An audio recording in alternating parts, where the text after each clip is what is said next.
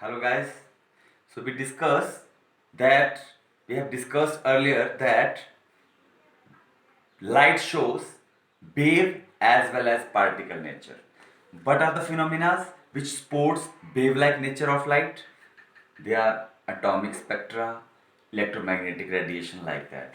But some of the phenomena which supports particle particle type nature of light, they are photoelectric effect, black body radiation and Planck's quantum theory. So we have discussed already how particle nature of light is elaborated by photoelectric effect. Today we will discuss how that is elaborated by black body radiation. I want to tell you guys, dual nature means that light shows dual nature, means it shows wave as well as particle nature. So if you will see what is black body, then I will suggest you black body is that body which is perfect observer and emitter of heat, which perfectly observes and emits the heat. So on the board you will see, I will start with first phenomena. This is black body. I will start firstly with color of object. How color of object is seen? हमें किसी substance का colour क्यों दिखता है? अगर मैं red की बात करूं, हमें रोज रेड क्यों दिखता है? वो हमें इसलिए रेड दिखता है क्योंकि वो रेड कलर को ऑब्जॉर्व नहीं करता, बाकी सबको ऑब्जॉर्व करता है। आपको मैं एक यहाँ पे समझा रहा हूँ कि जब लाइट आके किसी ऑब्जेक्ट के ऊपर गिरती है तो तीन चीजें होती हैं। व्हाइट लाइट के अंदर 7 कलर होते हैं, आपने पढ़ा है। When it falls on the prism it splits up into different colors because their wavelength is different, their color is different. So when we know white light contains all colors, so when it falls on the object, three things happen here. First, some of the waves they get reflected, they strike on the surface and reflect back. Some are absorbed by the surface absorb them, and some are transmitted through the body and pass through them. Some of the light radiations pass through them. So if you will talk about a reflected ray, these reflected rays are just responsible for the color of the body. If I am saying that rose is red, it means rose do not absorb red color, other colors are absorbed by them. When it will not absorb, that reflect back and they enters the retina of our eye. That's why we can see that it looks red. If we see some of the substance is white, means we are that is observing none of them, all the colors are reflected. That's why by combination they again return back as a white color. Okay, now I will take you to the next part. If I am saying some of the part is observed, for the observation part I will take the example of when we will heat the object, what happened.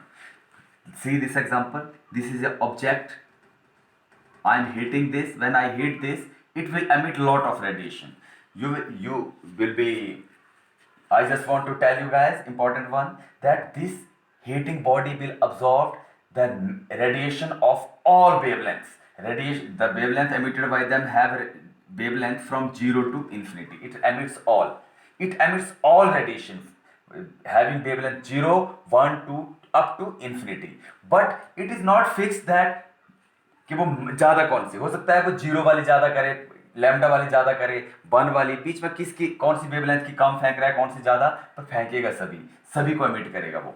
और इसको दिखाने के लिए यहाँ पे मैंने एक graph बनाया है इंटेंसिटी और वेवलेंथ के बीच में। ये कहता है कि जब वो एमिट करेगा तो सबसे कम वेवलेंथ वाली सबसे कम करेगा, लेस नंबर ऑफ उनको एमिट करेगा जिनकी वेवलेंथ कम है, और फिर ज्यादा, और एक ऐसी स्टेज आएगी जहां पे वो ये लैम्डा मैक्सिमम वो है जिनको सबसे ज्यादा एमिट करेगा, वो आई लैम्डा मैक्सिमम।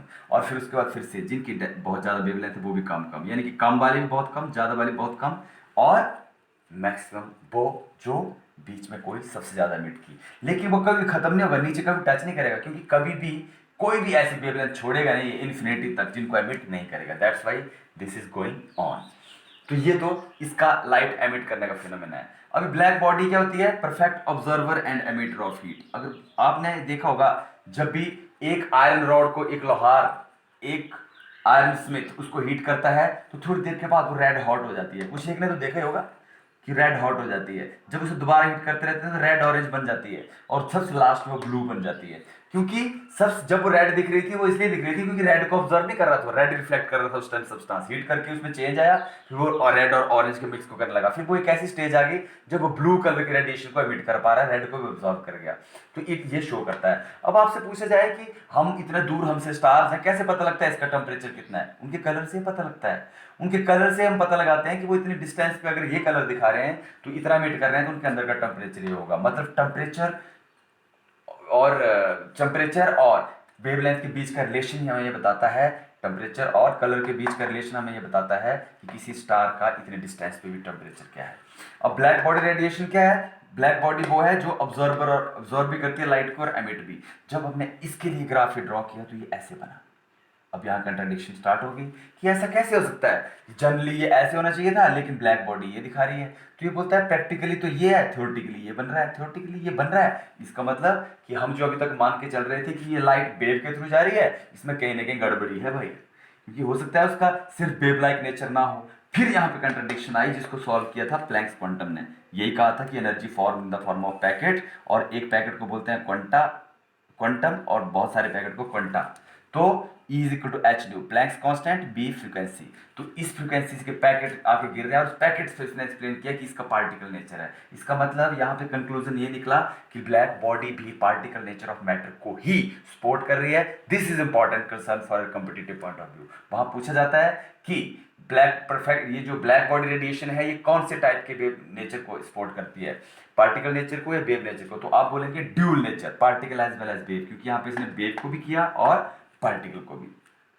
और तीसरी बात कि प्लैंक्स क्वांटम थ्योरी हमने डिटेल में पढ़ी है। अब यहाँ पे दोनों को कंपेयर करने के लिए बनाई है मैंने कि पार्टिकल वेव नेचर बोल रहा है कि बहुत सारी वेव्स हैं। मान लिया जाए कि एक फ्रीक्वेंसी है एक की 500 हर्ट्ज, तो वेव नेचर बोल रहा है कि 500 हर्ट्ज की बहुत सारी वेव्स, एक 500 दूसरी 500 ऐसे जा रही हैं। और ये क्या बोल रहा है? क्वांटम बोलता है नहीं नहीं भाई, वो 500 को यहाँ डालो फ्रीक्वेंसी को, फ्रीक्वेंसी 500 इंटू प्लैंक से मल्टीप्लाई करो, फिर जो एनर्जी बन रही है उस एनर्जी के पैकेट हैं छोटे छोटे। मतलब वो पैकेट फॉर्म में बोल रहा है और वेव नेचर वेव फॉर्म में बोल रहा है। ये डिफरेंस है।